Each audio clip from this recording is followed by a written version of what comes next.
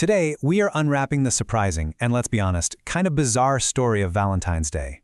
It's a journey that takes us from ancient Roman martyrs to 14th century poetry, and finally, right into the heart of a multi-billion-dollar marketing machine. Okay, let's just kick things off with a number that is, well, it's staggering. In 2023, people in the US spent nearly $26 billion on Valentine's Day. To put that into perspective, that is more than the entire yearly economic output of dozens of countries.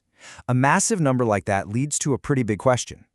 Yeah, exactly. How did a day meant to commemorate a 3rd century saint completely morph into this absolute retail juggernaut?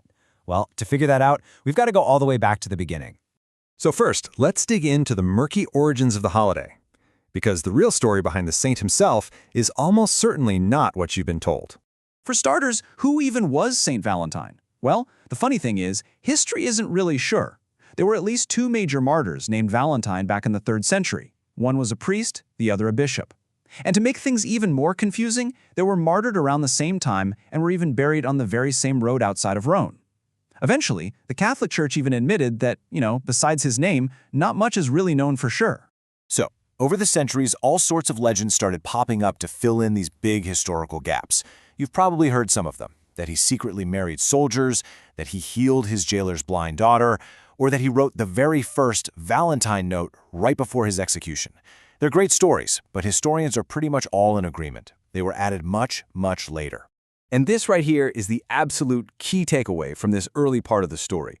The original legends, whether they were true or not, were all about Christian faith, about defying the Roman Empire, and about martyrdom. They had absolutely nothing to do with romantic love. Which, of course, brings us to the real turning point in our story. I mean, if the original saint wasn't about romance, where on earth did that whole idea come from? Well, the answer, incredibly, doesn't come from a saint, or a pope, or some ancient festival. Nope. It comes from a poet, and it's a name you will definitely recognize from English class. That's right, Geoffrey Chaucer. See, back in 1382, he wrote a poem called Parliament of Fowls to celebrate the engagement of England's King Richard II, and in that one poem, he dropped a single line that would single-handedly invent the modern concept of Valentine's Day. He wrote, "For this was on St. Valentine's Day when every bird comes there to choose his mate." And this line right here, this is it. This is the very first time in recorded history that February 14th is explicitly connected to romantic love. Before Chaucer, that connection simply did not exist.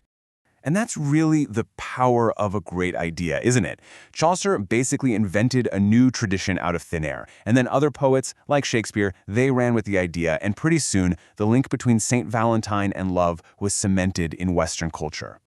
But, a poetic idea is one thing. A multi-billion-dollar industry is something else entirely.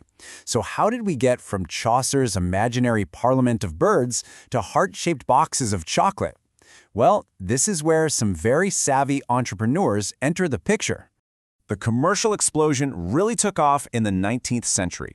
In the 1840s, an American businesswoman named Esther Howland started mass-producing these beautiful lace-trimmed cards.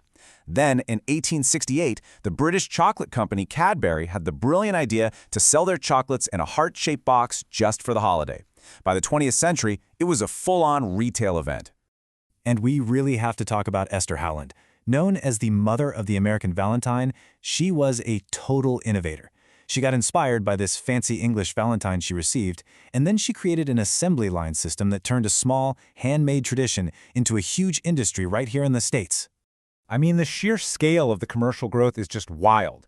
Spending jumped from $1 billion in 1980 to over $25 billion today. And look, this wasn't just some organic popularity contest. It was fueled by decades of targeted marketing campaigns that very successfully taught us to link spending money with showing affection. Okay, let's bring this story into the 21st century. Because today, Chaucer's little poetic idea has gone both global and digital, creating all new kinds of traditions and, let's be real, new pressures along the way. It's actually fascinating to see how different cultures have adapted it. In Japan, women give men chocolate, and then the men return the favor a month later on White Day. South Korea takes it even further with a Black Day for singles. In the Philippines, it's a huge day for mass weddings. But it's not universally loved. In some places, it faces restrictions or serious cultural backlash. And of course, we can't talk about today without talking about social media. It has completely changed the game. From that pressure to post a perfect picture of your gift to e-commerce sites targeting you with ads weeks in advance, we now live in this digital ecosystem that is perfectly designed to monetize our affection. So after this wild journey through history, from martyrs to marketers, what does Valentine's Day actually mean to us now? Well, it's really your holiday to define. So let's just do a super quick recap of this entire journey. It started as a minor religious feast day for a saint nobody knew much about. Then it was completely reinvented by a poet.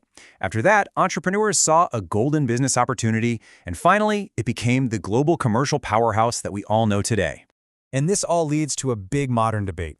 A lot of critics see it as nothing more than a Hallmark holiday. A commercial trap designed to create pressure and boil love down to a transaction. But for others, it's a genuine chance to just pause our busy lives and celebrate love, whether that's with a big gesture or something small and personal. And that brings us to our final thought for you. Now that you know the strange, surprising history of how this day was basically invented and then sold to us, what do you think? Is Valentine's Day a commercial trap we should all resist, or is it a genuine chance to celebrate love just on your own terms? The choice, as always, is yours.